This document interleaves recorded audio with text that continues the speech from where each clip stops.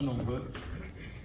Parmi eux, un du premier groupe, le Rav Yoel Benaroche, que nous avons connu comme peintre. Il est toujours d'ailleurs, à ses heures perdues. Et dans le premier groupe, le groupe de Nice, en fait, l'alia du groupe a commencé à Nice. Et je l'invite à commencer cette cérémonie, ce souvenir, cet askara. Chavod Rav Yoel.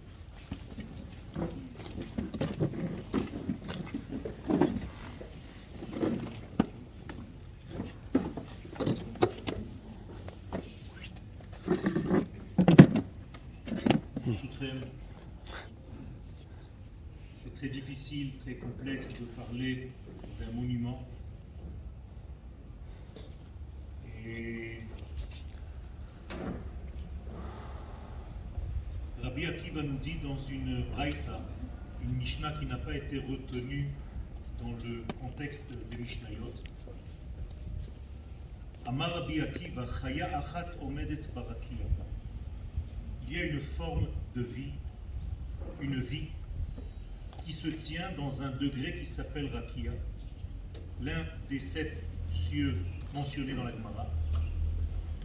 Et à l'intérieur de ce ciel se trouve cette forme de vie. Et Rabbi Akiva nous dit que cette forme de vie s'appelle Israël. Pourquoi je vous dis ça? Parce que dans la Gemara de Chagiga, à la page 12, Rabbi El-Hazar nous dit que le premier homme était grand, min haaretz la rakia, depuis la terre jusqu'à ce degré qu'on appelle rakia. Bien entendu, vous comprenez bien qu'il ne s'agit pas d'une référence au niveau des mesures du premier homme. Ce que Rabbi El-Hazar nous dit dans cette Gemara, c'est que la capacité intrinsèque à l'homme, dans sa nature propre, c'est d'être aussi grand que de la terre, jusqu'à ce degré qu'on appelle Rakia, où se trouve Am Israël, la vie qu'Akadosh Baruch Hu a créée, la Neshama qui s'appelle Israël, qui est gravée sur son nom Israël, dit Rabbi Akiva dans cette même braïta. Et pourquoi j'amène cette Gemara aussi? Tout simplement parce que notre maître, en tout cas, je le voyais comme ça, comme un trait d'union entre le ciel et la terre. Comme un homme qui était aussi grand de la terre jusqu'à ce degré qu'on appelle Rakia, où se trouve Knesset Israël, l'Assemblée d'Israël, la vie même qu'Akadosh Baruch Hu a créée, qui un jour s'habillera dans les enfants d'Israël que nous sommes. Il y a quelque chose de tellement fort chez le Rav Yoshua Zuckerman, Zecher Tzadik Vekadosh Livracha, qui ne laissait personne dans un système de « ça ne me dit rien ». Ça perturbait, tout simplement parce qu'il était l'homme qui faisait le lien, même si on ne comprenait pas tout à fait ce qu'il disait. Et beaucoup ne comprenaient pas tout à fait ce qu'il disait. Mais en réalité, il avait une Torah tellement profonde, tellement liée à l'essence des choses, à la certitude des choses, au vécu des choses. Ne pas laisser les choses dans le ciel. C'était une véritable vie. D'ailleurs, il traduisait le terme de Emouna comme le vécu de la chose, la certitude de la chose. Je me rappelle un jour, je l'ai rencontré sans avoir fait exprès. Il s'arrête et il me dit: qu'est-ce que tu as fait aujourd'hui pour le peuple d'Israël?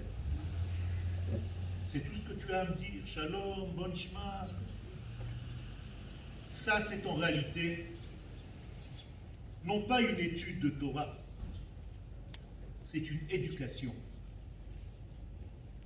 Il a éduqué des enfants, des êtres.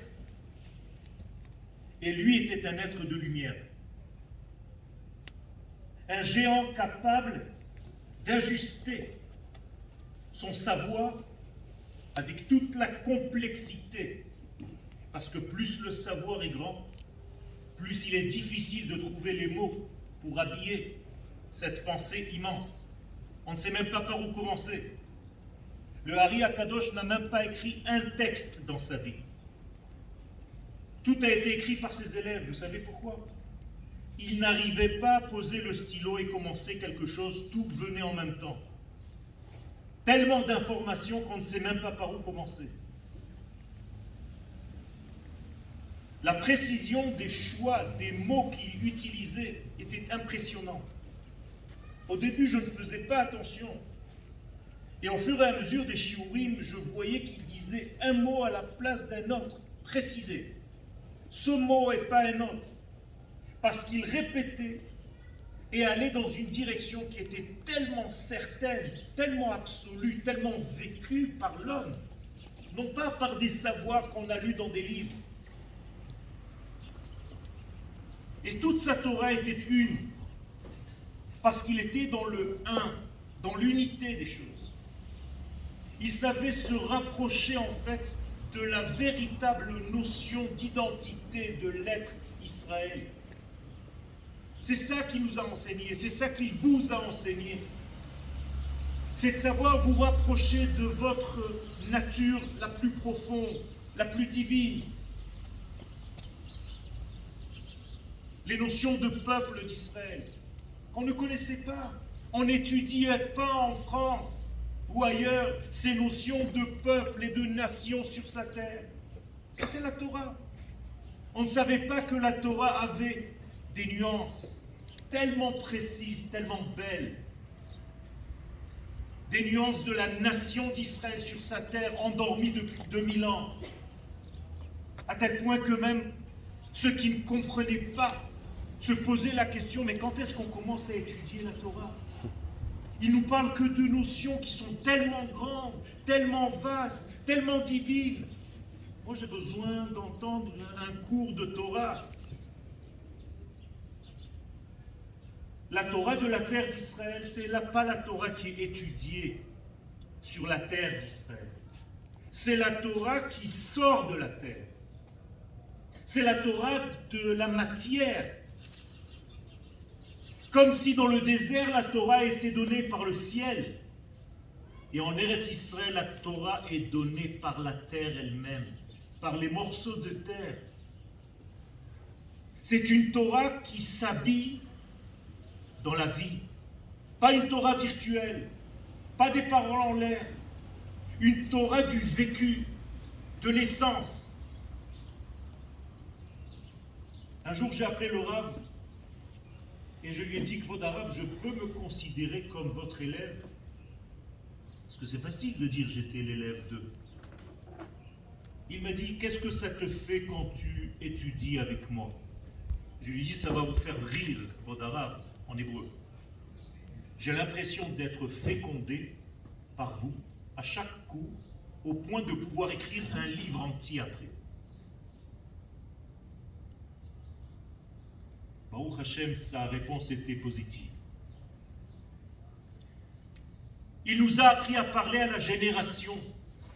On ne peut pas étudier ni enseigner la Torah comme on l'enseignait il y a ne serait-ce que 50, 60, 70 ans. Le Rav avait cette intelligence, cette curiosité, le fait de creuser quand tu lui posais une question. Jamais il ne te répondait comme ça. Il fallait préciser les choses, parce qu'il savait parler à l'auditoire qui était en face de lui. Ce n'étaient pas des paroles en l'air. Et ce qui en sortait de tout ça, c'est la nécessité d'arrêter d'être petit, de grandir. Nous sommes dans une génération de géants. Il faut grandir. La façon d'enseigner doit changer complètement. La conscience de ce, comme il l'appelait, ce grand soleil, Klal Israël, qu'il aimait à préciser que ce n'était surtout pas le rassemblement de tous les juifs qui formaient un tout. Pas du tout. Le klal Israël, cette notion divine que j'ai citée tout à l'heure dans la Mishnah de Rabbi Akiva, c'est une création, une âme que le Rav appelait le grand soleil. Et il n'existe rien d'autre que ce grand soleil. Même vous, même nous, nous ne sommes que les rayons de ce soleil. Mais les rayons n'existent pas, disait le Rav. C'est le soleil qui rayonne. C'est différent. Chacun de nous doit rester fidèle au soleil qui s'appelle Klal Israël, qui est cette notion divine créée par Akadosh Baruch Hu, qui a précédé toute la création du monde. Et lorsque je sais d'où je viens, je commence à comprendre quel est mon rôle au sein de l'humanité. Quel est mon rôle au niveau individuel dans mon peuple, mais quel est le rôle de mon peuple au sein de toute l'assemblée humaine? La capacité de l'homme à agir sur les lois de la nature. Le Rav nous enseignait combien nous étions importants et grands, que chaque parole, que chaque pensée était tellement puissante qu'on pouvait transformer le tout. Ve'ayim shamoat ishmeu, si vous faites attention d'être à l'écoute. Hier, nous sortions de l'écoute. Nous avions 2 jours d'écoute. Une seule chose, savoir écouter. Je n'ai jamais trouvé un cours bombastique qui changeait tout. Mais j'ai trouvé des bombes atomiques dans les petites nuances dont personne ne fait attention. Toutes ces petites nuances qui changeaient complètement la vision de l'étude, comme si quelque chose éclatait et s'éclairait d'un coup. Ne dis pas une chose à la place d'une autre. Regarde ce qui est écrit. Ne dévoie pas le texte. Sois fidèle, sois naturel. Arrêtez d'être religieux, disait le Rav. Soyez des hommes naturels qui respectent les lois avec lesquelles ils ont été créés. Comme un chat qui est chat et qui ne triche jamais, et qui respecte ses lois de chat, qui respecte la Torah du chat, disait le Rav. De la même manière qu'un oiseau a sa Torah, Israël a sa Torah. Et une notion énorme chez le Rav, le courage, la force, la puissance, de dire les choses clairement et de donner l'importance de notre peuple sur sa terre à cette dernière génération. Le Rav nous envoyait à droite à gauche dans le monde. Moi qui n'aimais pas du tout voyager, Shalom est témoin. Il fallait aller de tous les côtés, dans toutes les communautés du monde, pour réveiller cette conscience, comme le chauffard, pour que le peuple d'Israël comprenne qu'il n'est pas un ensemble d'individus, pour qu'il comprenne que c'est un peuple avant tout. Cette conviction que nous sommes détenteurs de la lumière divine et des clés du divin au niveau du temps. Qui s'est assis hier pendant 2 jours à savoir qu'au niveau cosmique il y a un passage entre une année et une autre? Il n'y a que le peuple d'Israël qui a reçu la Torah en prophétie. Les autres continuent de vivre comme si de rien n'était. Nous avons reçu les clés du temps, vous vous rendez compte de la responsabilité. Et voilà encore un point chez le Rav. La responsabilité de chaque chose qu'il prenait, qu'il entreprenait. Il disait que nous devons amplifier la lumière divine qui nous traverse. Rien n'était chez le Rav du bas vers le haut. On ne monte pas vers le ciel, c'est de la Avodah Zarah. C'est toujours l'infini qui descend et qui se dévoile, et nous devons le laisser passer, nous ne devons pas le déranger. C'est tout. Laissez l'infini vous traverser. Arrêtez de penser que vous montez quelque part. Votre montée, c'est une expression d'ouverture. Soyez disponibles, écoutez, entendez.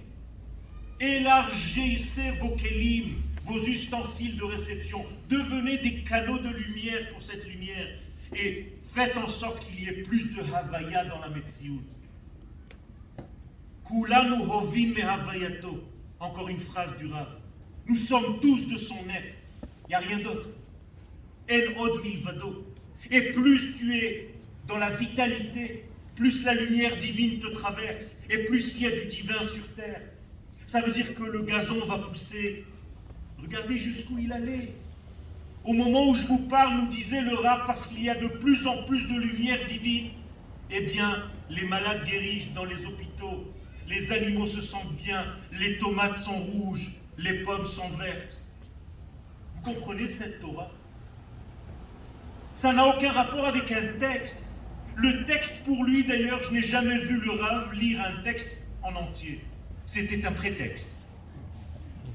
Il y avait une phrase et après il partait dans un monde incroyable, magnifique. Une véritable œuvre d'art. Il faut se sevrer, Rabotai, et nous sommes là. Mais ceux qui nous écoutent, de 2000 ans d'exil, on n'a pas compris que la Torah n'est pas au niveau de l'individu, mais au niveau du collectif Israël, de cette Neshama, qu'ici nous sommes en train de faire grandir. Nous avons un muscle qui a été atrophié pendant 2000 ans. Et nous sommes en train d'activer ce muscle ici d'une manière active. C'est extraordinaire, Rabotai. Prenez conscience de la chance que nous avons d'être là et d'avoir été accompagnés par des lumières. Et je ne veux pas dire trop de choses en face de quelqu'un, Shalom Eliat. Et bien entendu, avec cette pensée du Rav Zuckerman derrière qui était tellement limpide, tellement certitude, tellement certaine. Je termine. Il y a tellement de choses à dire que c'est même une outrance au Rav de parler. Yom Kippourim, vers lequel nous allons, s'appelle dans la Torah Achat Bashana. Une expression incroyable. Achat Bashana. Achat, c'est l'unité. Le Rav Zuckerman a écrit un livre secret que pas beaucoup de gens ont, qui s'appelle Ha'achdut HaKolelet. L'unité englobante. Un film qui fait peur. Extraordinaire. C'est un film. Extraordinaire. Tout simplement comment de l'unité de l'infini. Attachez vos ceintures, Rabotai, le Rav était un grand kabbaliste. Avec une discrétion totale, sans utiliser jamais, au grand jamais, une expression venue de la Kabbalah pour ne pas qu'on voit. Et il écrit en réalité que cette unité se dévoile dans le monde de la pluralité. Shana, ça vient du mot Shnaï. Voici la Torah du Rav. Comment le 1, Achat, se dévoile dans le Shnaï, dans le 2. Extraordinaire. C'est d'ailleurs l'expression de Yom Kippourim. Ça s'appelle Achat Bashana. Ça veut dire que c'est un monde qui vient de l'unité divine incompréhensible par l'homme et qui se dévoile dans le monde binaire dans lequel nous vivons. Et nous, à partir de ce monde binaire, la dernière question que j'ai posée au Rav, c'était est-ce que le Olam Abba était dans le Olam Hazé? Parce qu'en réalité, à travers l'un de ces cours, j'ai compris que le bête de la pluralité de ce monde devait retrouver l'unité. Et en hébreu, quand le bête retrouve le Aleph, eh bien vous avez le Olam Haba. Ça, c'est le Olam Haba. C'est de trouver en réalité, dans le pluriel de notre vie, dans les détails de notre vie, l'unité divine. Rabotai, je suis tellement heureux d'avoir eu un maître de cette envergure et qui est d'une manière paradoxale encore plus présent maintenant. n'ayant plus le corps, il y a toute la lumière qui se révèle dans le monde, à la hauteur des grandes tzadikim qui ont été posés par Akadosh Baruch Hu au long de l'histoire pour éclairer la génération messianique. J'appelais ce Rav le Rav Zuckerman, le Rav Kook de ma génération. C'était mon Rav Kook. Et ce n'est pas par hasard s'il est parti le même jour, et de la même maladie. Incroyable. Son corps était tellement lumineux qu'il vivait en réalité sa Torah. Et si nous devons retenir quelque chose, c'est d'arrêter de lire, d'arrêter de penser, d'arrêter de parler et de commencer à vivre les choses. Vivre les choses, c'est ressembler à Kadosh Baruch Hu dont la pensée et l'action ne font qu'un. Soyons plus divins sur terre. תהא נשמתו צרורה בצרור החיים, וזכותו תגן על כל עם ישראל, להחיש גאולתנו, אמן כן יהי רצון. אמן. חזק וברוך.